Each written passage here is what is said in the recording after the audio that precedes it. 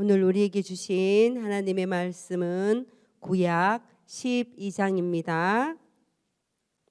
하나님께서 주신 말씀을 통하여 우리 모두의 삶에 평강이 있기를 소망합니다. 아멘.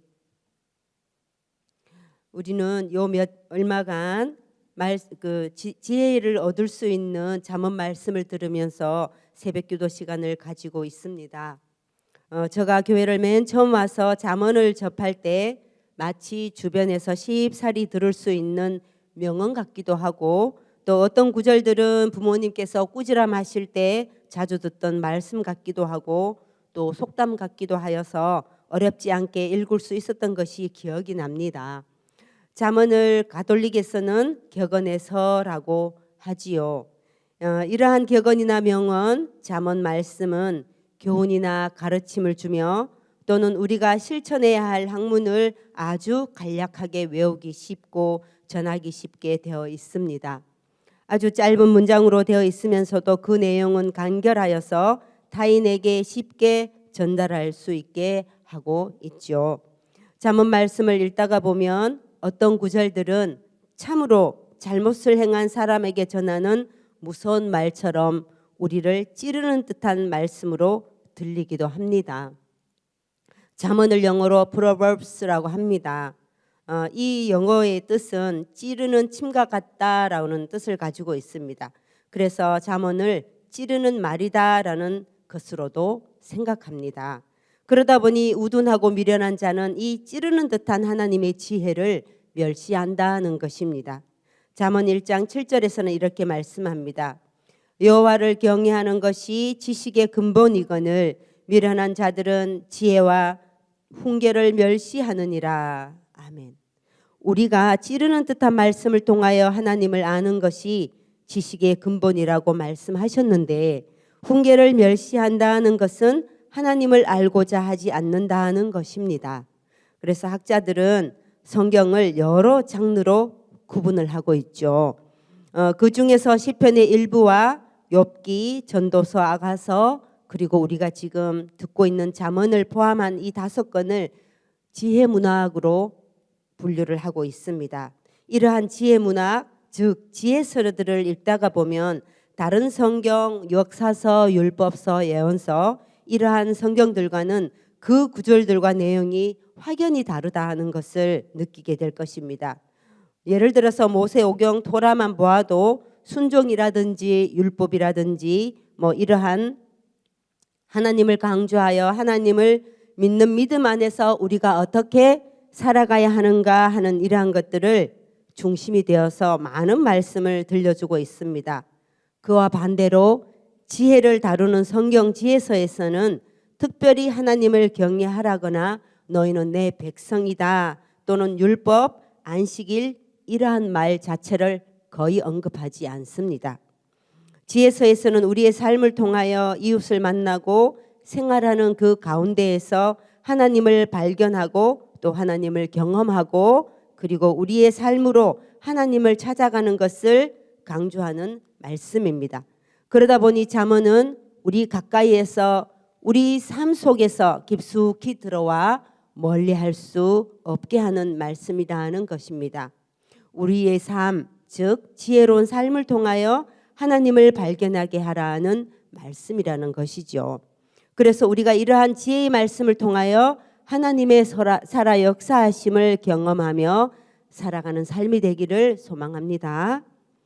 오늘 본문 12장에서도 다루고 있는 지혜는 우리가 늘 사용하는 언어와 행동, 이러한 것들을 어떻게 해야 하는지를 가르치고 있습니다. 지혜로운 언어야말로 많은 사람을 살리고 또 타인으로부터 인정을 받으며 축복을 받는 반면에 우둔하고 어리석은 말을 하여서 타인으로부터 질타를 받을 필요가 없다는 것을 말씀하고 있습니다. 12장 1에서 8절을 살펴보면 의인과 악인에게서 나타나는 그 사람들의 삶의 태도에 대해서 알려주고 있습니다. 악한 사람과 의인의 모습이 3절에서 이렇게 나타납니다. 3절 제가 읽겠습니다. 사람이 악으로서 굳게 서지 못하거니와 의인의 뿌리는 움직이지 아니하느니라. 아멘. 악인들은 흔히 굳은 심지가 없다라고 이렇게 표현하고 하지요. 또 오락가락하기도 하고 이랬다 저랬다 중심이 없기도 합니다. 그러다 보니 제대로 서지 못하는 것이죠. 마치 모래 위에 성을 쌓는 것과 같다라고 볼 수 있습니다. 그러나 의인은 정의로우며 그가 가는 길은 곧기 때문에 뿌리가 움직이지 아니한다는 것입니다. 이런 의인이야말로 하나님의 말씀 위에 굳게 서며 견고한 삶을 살아간다는 것입니다. 오늘 본문의 5절과 6절, 7절에서도 연이어서 악인과 의인의 길이 어떻게 달라지는지 말씀하고 있습니다. 우리는 하나님을 섬기고 그 말씀으로 살아가는 믿음의 공동체를 가진 사람들입니다. 믿음의 공동체에는 악인보다가는 의인이 훨씬 더 많아야겠지요. 의인이 속한 공동체는 무엇을 하든 잘 됩니다. 한 사람 한 사람을 소중하게 여깁니다. 다시 말해서 상대방을 소중히 여긴다는 것입니다. 세상에는 귀하지 않은 사람은 없습니다. 모두가 주님의 자녀로 존귀한 존재들입니다. 선한 얼굴과 표정으로 서로를 환대해야 하고 또 이러한 모습이 의인들의 공동체인 것입니다. 악인의 공동체는 인정되지 않고 서로 분란을 일으키고 누구도 안전할 수 없고 마음이 불편하게 만듭니다. 악인의 말에는 그 말 속에 상대를 넘어뜨리려고 하는 의도가 숨어 있습니다. 거짓된 탈을 쓰고 아무리 선한 얼굴로 좋은 표정으로 행동을 말한다 할지라도 그것은 소리나는 꽹과리와 같고 울리는 징과 같다는 것입니다. 그러면 이 악인들은 왜 이렇게 이런 행동을 하게 될까요? 이것은 하나님께서 주시는 지혜에서 벗어나 있고 지혜의 말씀을 멸시하며 하나님 안에 있지 않기 때문입니다. 그래서 악인과 의인을 이렇게 표현합니다. 7절을 한번 같이 읽어보겠습니다. 시작. 악인은 엎드러져서 소멸되려니와 의인은 집은 서 있으리라. 아멘. 이렇듯이 악인은 소멸되어 사라지고 의인의 집은 하나님께서 알아보시고 붙들어 안전하게 세워주신다는 것입니다. 본문 9절에서 12절까지를 보면 세상 살아가는 일에 있어서 악인과 의인의 결과, 즉 어떤 열매를 얻고 있는가를 알려주고 있습니다. 9절을 보면 또 이렇게 말씀하고 있습니다. 비천이 여김을 받을지라도 종을 부리는 자는 스스로 높은 채하고도 음식이 핍절한 자보다 나으니라. 아멘. 종을 부리는 자는 종이 열심히 일할 수 있도록 그 길을 알려주고 방법을 알려주는 지혜가 있는 자라는 것입니다. 비록 종을 종 취급하고 자신을 높은 채하여 비천히 여김을 받을지라도 집에 음식이 없어서 굶는 자보다는 낫다는 것입니다. 로마서 14장 6절에서도 이렇게 말씀합니다. 나를 중히 여기는, 이 날이라는 건 하루하루를 말하는 겁니다. 나를 중히 여기는 자도 주를 위하여 중히 여기고 먹는 자도 주를 위하여 먹으니 이는 하나님께 감사하니요 먹지 않는 자도 주를 위하여 먹지 아니하며 하나님께 감사하느니라. 우리가 세상을 살아가는 가운데에 모든 것에서 주님을 발견하라는 것입니다. 우리는 모두가 하나님의 종입니다. 우리가 자신을 위해 열심히 일하고 주인을 위해 열심히 일해야 한다는 것입니다. 그 일이 우리가 자신을 위해 열심히 일하고 주님을 위해 열심히 일하는 그 일이 작은 일이든 큰 일이든 소중히 여기고 자신에게 주어진 것에 열심을 다해서 하루하루의 날들 속에서 하나님을 찾으라는 것입니다. 우리는 우리의 삶을 통하여 하나님을 찾으시기를 소망합니다. 이제 13절과 14절에서는 이렇게 말을 어떻게 해야 하는지에 대해 가르치고 있습니다. 사실 우리가 말을 잘하기란 참으로 쉬운 일이 아닙니다. 말 잘하는 것이 쉬운 일이라면 이렇게 13절처럼 입술의 허물을 말씀하지 않았을 것입니다. 13절에서는 악인의 입술은 그물에 걸린다고 말씀하고 있습니다. 13절 같이 읽어볼까요? 악인은 입술의 허물로 말미암아 그물에 걸려도 의인은 환난에서 벗어나느니라. 아멘. 말에는 분명 힘이 있습니다. 그리고 말에는 능력도 있습니다.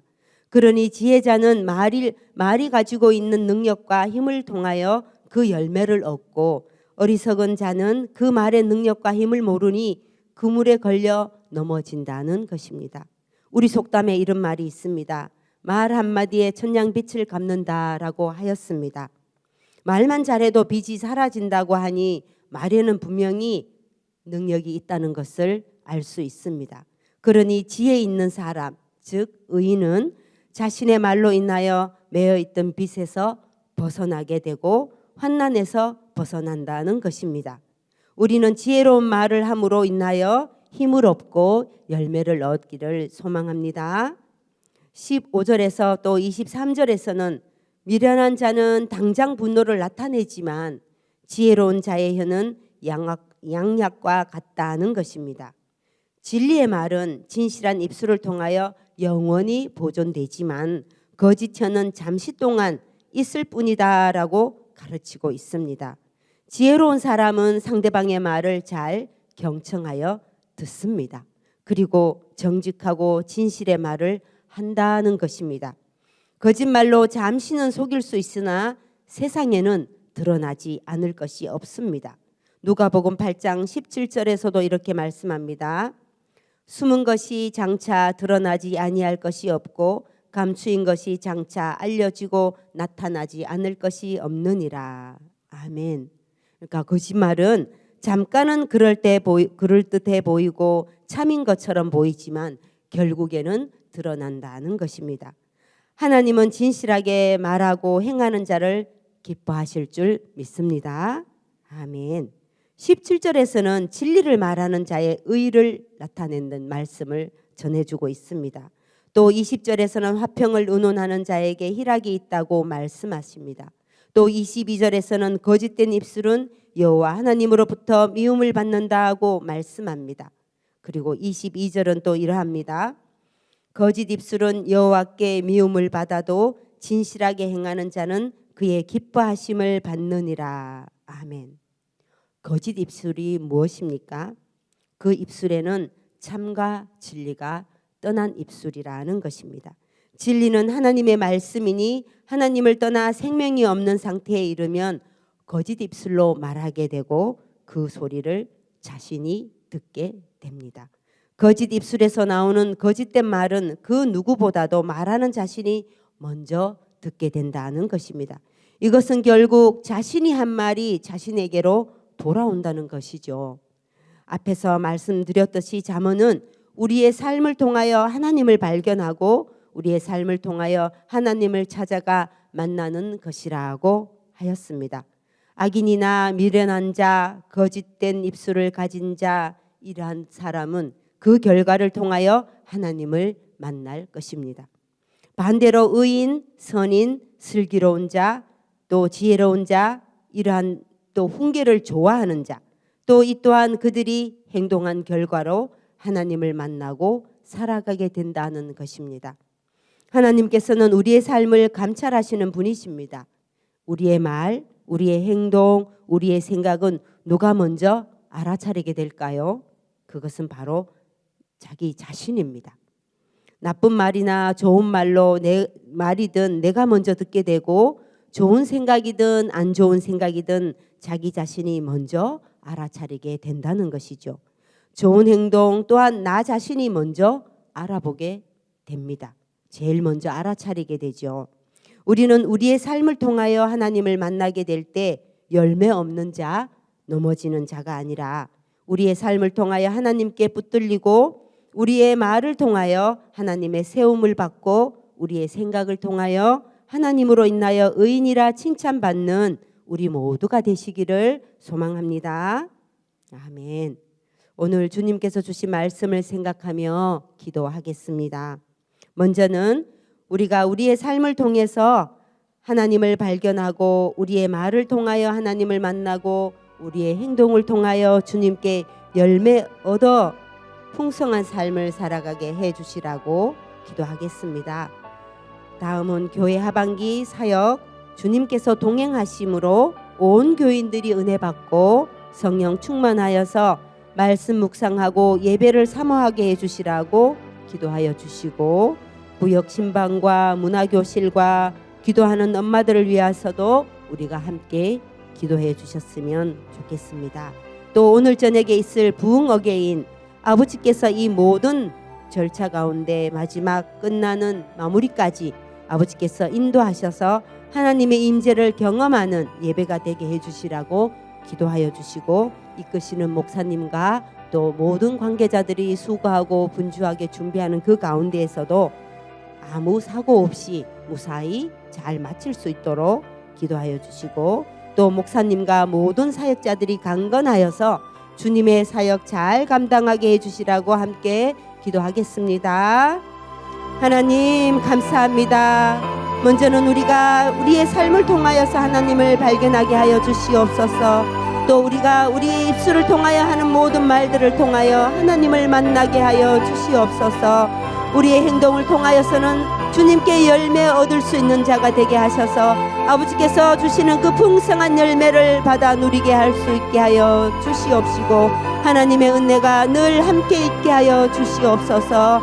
이제 하반기로 접어듭니다. 하나님, 우리 교회 하반기 사역 중에서도 주님께서 하나하나 간섭하여 주시고 아버지께서 동행하여 주심으로 온 교회 교인들이 은혜를 받고 성령 충만하여서 말씀 묵상할 수 있도록 하나님 도와주시옵소서. 우리 모두가 예배를 사모하게 하여 주시고 기도로 모이게 하시고 간절한 마음으로 하나님께 올려드리는 기도를 할 수 있도록 주여 은혜 주시옵소서. 한우들이 기도하는 특별한 그 기도들을 아버지께서 들어주시고, 아버지여 그들의 아픔과 상처도 기억하여 주시고, 아버지 한우들의 가족들이 하시는 그 기도 가운데도 아버지께서 은혜 주시리라 믿습니다. 또 구역 신방과 문화교실과 기도하는 엄마들 위해서 기도합니다. 아버지 하나님, 가을 학기가 시작되어서 시니어와 주보학교와 조엘 스쿨이 아버지 하나님 무더교실을 하고 있습니다. 아버지, 우리 모든 학생들이 오가는 길 안전하게 지켜주시고 모두가 성실한 마음으로 즐겁고 재미있고 행복하게 수업을 할 수 있도록 우리 강사님들도 붙들어 주시고, 또 기도하는 엄마들, 모아는 사람들이 모여서 하나님께 교회를 위하여, 가정을 위하여, 또 개인을 위하여 기도할 수 있도록 주여 은혜 주시옵소서. 또 오늘 저녁에 있을 부흥 어게인 아버지 하나님 도와주시옵소서. 수고하시는 목사님과 모든 관계자 모든 분들이 함께하여서 주님의 성령 충만함으로 우리 광양 제일과 제일교회가 다시 한번 부흥의 불길이 일어나게 하여 주시옵소서. 하나님, 하나님의 임재를 경험하는 예배가 되게 하여 주시고, 또 우리가 모두가 함께하노 합심하는 마음으로 기도하여서 하나님의 영광을 올려드리게 하여 주시옵소서. 사역을 하고 있는 목사님과 모든 사역자들이 강건한 가운데 주님의 사역을 잘 감당하게 아버지 하나님 우리를 도와주시옵소서. 하나님께서 함께하여 주시리라 믿습니다. 하나님 감사합니다. 우리가 우리의 삶을 통해서 하나님을 발견하기를 원합니다. 또 우리의 말을 통하여 하나님을 만나기를 원합니다. 우리의 행동을 통하여 아버지 하나님께서 주시는 열매를 풍성히 누리는 모든 교인들이 되게 아버지여 은혜 주시옵소서. 또 교회 하반기 아버지 하나님 사역이 시작되었습니다. 모든 사역 하나하나 아버지께서 간섭하여 주시고 주님께서 동행하여 주심으로 우리 모든 교인들이 은혜 받고 성령 충만하여서 말씀 묵상하고 예배를 사모할 수 있도록 주여 아버지 하나님 우리를 붙들어 주시옵소서. 구역 신방과 문화교실과 기도하는 엄마들 아버지 하나님 우리가 마음을 다하여 모일 수 있게 하시고 기도할 수 있도록 하나님 도와주시고, 또 구역 신방하는 가운데 각 가정 모든 한 사람 한 사람이 행복하고 화목한 가정을 아버지 하나님 꾸려갈 수 있도록 말씀을 들어 힘있게 살아가게 하여 주시옵소서. 특별히 아버지 하나님 오늘 저녁에 있을 부흥 어게인 아버지 하나님 아버지께서 모든 것을 주관하여 주시고 준비하는 목사님 붙들어 주시고 아버지께서 인도하셔서 우리 광양제일교회의 뜨거운 성령의 불길이 다시 한번 아버지 일어나게 하여 주시옵소서. 하나님 우리 사역을 준비하는 우리 목사님과 모든 사역자들이 강건한 가운데 주님의 사역을 잘 감당함으로 우리가 주님의 은혜를 누리며 모든 성도들에게는 성령 충만함으로 흘러가게 하여 주시옵소서. 모든 말씀 예수님 이름으로 기도드립니다. 아멘.